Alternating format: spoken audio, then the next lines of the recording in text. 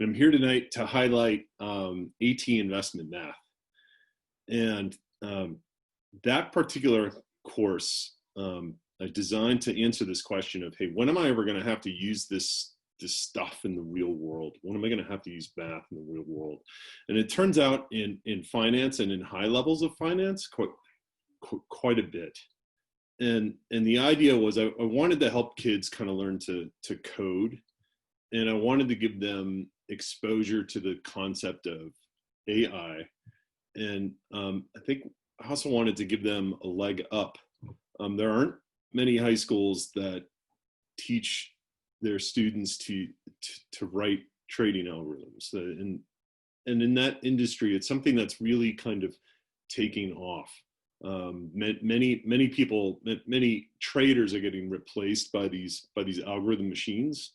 And I didn't want Derryfield students to be intimidated by that. And I wanted them to kind of embrace it and understand it. So that was kind of the goal of the course.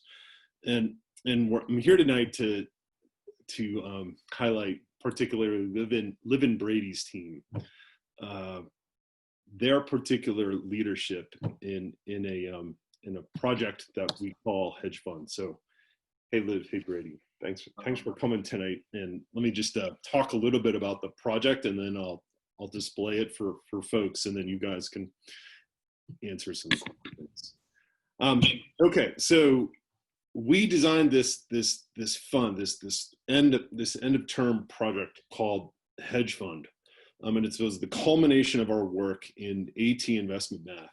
And we had two classes go head to head. They had to win the business of 4 potential clients, and those clients were our CFO Scott McPherson, our academic dean Ms. Schutz, our dean of innovation Dr. Massoni, and our assistant to the head Ms. Laviano. They came to both presentations and decks and asked questions and made up their minds of who they were going to pick. And they picked Liv's and Brady's because they just did an outstanding job. So what we're about to do is we're going to watch part of their deck, part of their pitch, and I want everyone here to understand that the whole class was there, and they kind of effortlessly went back and forth between different teams to field questions effortlessly. They really did a nice job. And there are a couple things I want you to note in this video. I want you to note how the PR algorithm worked. That's really a novel thought from the head algorithm developer, Yash Patel. I've never seen anything. I've been teaching this course for about 7 years, and I've never seen anyone come up with this kind of an idea. And that was just pretty impressive. I want you to note how well this deck is delivered by Brady and Liv. This is a professional presentation that they really tailored to their clients, and it included an embedded phone call, which I've never seen before in a presentation. I thought it was really, really good. And that starred Nina Lee and her host mom. And I want you to just note the performance of the fund. Wow. Okay. And if you want, you can call Liv and Brady to invest with them afterwards. So I'm going to go to their presentation. So our algorithm developers have been working to code 2 separate algorithms to work together so that our traders can use them in their analysis of the markets. So their algorithms are specifically designed to work in the current market climate of high volatility and high risk because of COVID-19. So using a quantified evaluation of companies' PR value, the algorithms are able to determine how companies have been faring over the last few weeks since the market crash. And they weigh this information with projected earnings and growth data from CNBC to create a really comprehensive and holistic analysis of the markets. So they're working really closely with our trading team, and they're ready to kind of edit their algorithms and continue working efficiently and accurately as the markets kind of continue to evolve in this very interesting time in which we are living. So as you can see on the screen, we started with $1 million in seed funds back in December, and over the course of the winter, they made over $100,000. And so starting this April with $1.1 million in our account, Just in those first 2 weeks of April, they made an additional $136,000. So despite the kind of crazy market climate and the high volatility, they've kind of been able to make really positive returns despite all that. And as of that time, at the end of last week, every position they were holding was continuing to demonstrate positive returns on investment. So they've proven that they're really capable and talented with an evidently impressive track record. So I have a question. At the beginning, you talked about the quantifiable PR value of a stock that you're offering. Can you talk about how you quantify the PR value? Yeah, I can turn it over to our algorithm team to talk more about their kind of process of that. Josh or Jake. Yeah. So in the PR world, there's this value called the ACE PR value, which is advertising cost equivalence, and that is the industry standard for applying a monetary value to a PR campaign of some sort. So what we aim to do was take that monetary value, weigh it with other factors such as like how many news reports and articles are being written about that company, um, and how many of those are positive, and values like that, and weighing that with a standard baseline of, okay, a company that's not talked about a lot would be zero, and doesn't necessarily have a good or bad perception would be a zero baseline, and we're ranging it from -1 to 1. That just makes the functions involved with the algorithm easier. With 1 being the most positively appealing company in the eyes of the public, because after this coronavirus thing, those companies, we believe, would have more customers supporting them for their efforts in dealing with this coronavirus, and a lot of people, at least from our observations, would flock to those companies instead of the ones that haven't been treating their employees well. So yeah, using that ACE PR value to monetarily assign a value to that, as well as what these companies' actions are, we generate a value from -1 to 1 based on those factors. But we also weigh this with some more technical and more like set in stone sorts of measurements in a company's success, such as their potential growth in the future, as well as some other like nitty gritty stuff that I'd love to talk more about if you're willing to. So. We have been really working hard to make sure that our customer support team will be as effective as possible.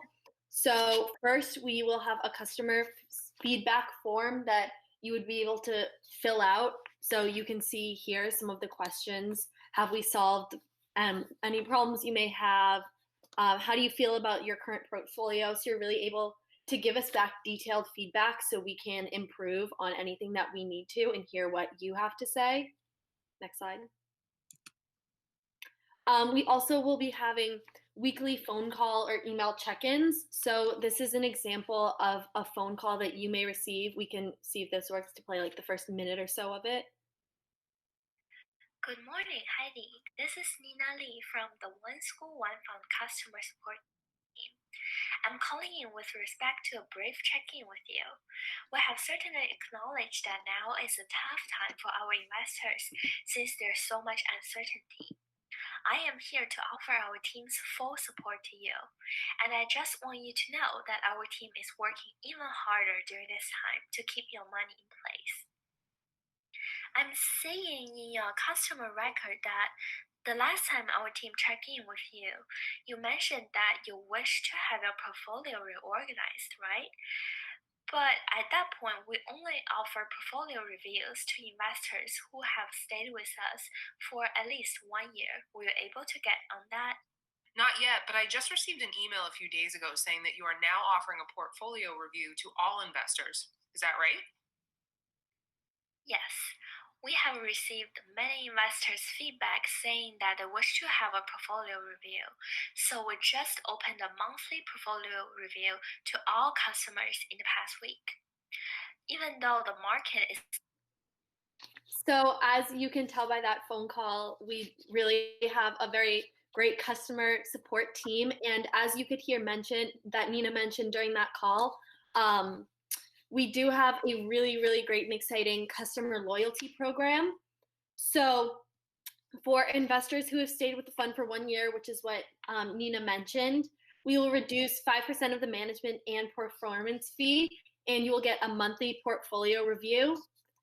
For investors who have stayed with the fund for 2 years, we will reduce 15% of management fee and performance fee, and you'll get a bi-weekly portfolio review.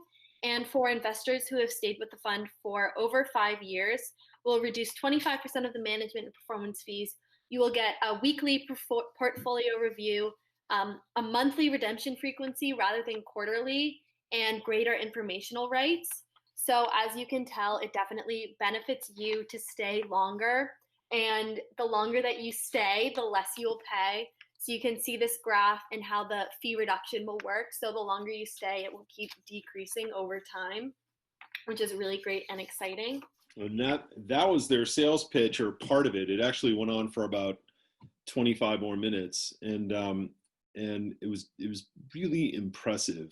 I've highlighted some of the main parts, and they won. They won the comp. They won the A+. So congratulations to Liv and Brady, and we'd love to answer any questions you guys have about our project. Jim, first, could you explain to us a little bit about what Yash's math in the project and what made that so distinctive? Yeah, so no one has, or in any type of algorithm that I've seen, I've never seen a PR quantified in that way. And he was able to do it and use it as a filter. He also combined it with some more traditional techniques like indicators like RSI and MACD and so on. But I think his approach was novel. I've never seen somebody quantify PR like that. And the return of the fund, like we didn't show the equity curve, but I think Liv and Brady did, and I'm pretty sure it was just very, very positive, very, very positively linearly sloped, which was an impressive result for Yash. I've tried to, I'm in contact with a group of people in the investment world, like John Bollinger and who did Bollinger Bands, and Larry Williams, a bunch of traders, I'm eager to kind of see if I can help make a connection between them with Yash. So we'll see how that works. That's great. So I have a question for Brady and for Liv. This is, clearly a large team you have with a number of different roles. How did you get the role that you had, and what about your role challenged you? Yeah, so Brady and I obviously were both on the sales team, and what was good about it was the roles weren't like randomly assigned. We kind of had to apply for our jobs almost. So we chose our like top 3. There was a multitude of different roles, and then we had to write a couple of sentences on like why we would be good for that job, why we wanted it, and like how we could like benefit from it and help the hedge fund in that role. So what I liked about that was like Yash is really great at the math and the algorithm development. If I was on that team, we probably wouldn't have won. So you got to choose what you wanted to do based on your personal skill set. Yeah, just kind of to add on to that, I feel like a lot of times when it's a group project like that, you kind of feel like you're just lost and you don't really know what your role is. But I thought this was really cool, just because you felt like you could kind of find something you were really interested in and capable of, and you were able to just kind of focus in on that. And so I thought that was a cool aspect of the project. Yeah, it's clear from the confidence that you both had that you're well suited to your roles. Another thing that's kind of interesting about this is our first year of advanced topics courses, which we replaced every AP course with advanced topics. And in the past, the AP course would culminate in a standardized test. Now our highest level courses are culminating often in projects. And I'm curious about how this project consolidated or expanded your understanding of the material. Yeah, I mean, I think that it was certainly a difficult challenge to face a group project like this in a virtual setting, but I think we definitely were learning along the way, and we kind of figured out how to communicate with each other. And I think that this project was a cool kind of final examination, if you will, just because we were kind of combining lots of different aspects of the class over the course of the whole year and kind of putting it into one project at the end. But like we kind of said, you were able to focus in on kind of one thing you were most interested in or most excited about, so you didn't feel like you were just having to like focus too much on the stuff you didn't understand or the stuff you weren't as excited about. So I thought this was a cool way to examine it. Yeah, and especially for us, like having to sell this to potential investors, we were tasked with the job of like understanding each specific section and like understanding every single job. So it was like felt like a big, huge review almost of the year. So as we were like putting together the presentation and working on it, we got to see like each different group and apply what we learned throughout the year to that so that we could actually understand what we were selling in order to sell it better. Fantastic. What were your favorite aspects of the course, Liv and Brady? I liked sort of the hands-on aspect of it. I liked that we weren't just constantly sitting down, like just getting talked at and learning different things. It was a lot of like trial and error. And we used TradeStation for this class, which is like an online program where you basically have fake money that you can invest.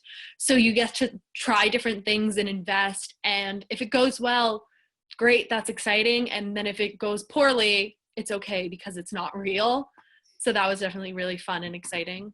One part I really liked was in the winter we did trading journals, which is basically, like Liv said, we used the TradeStation application and we were able to kind of research and invest in different companies and kind of write up reports in our trading journals about that. So it was just a cool, like she said, hands-on experience to kind of understand what it's like to actually trade and doing the research and stuff like that. I have 3 advisees who were in this class and they were obsessed, constantly checking their It's addictive.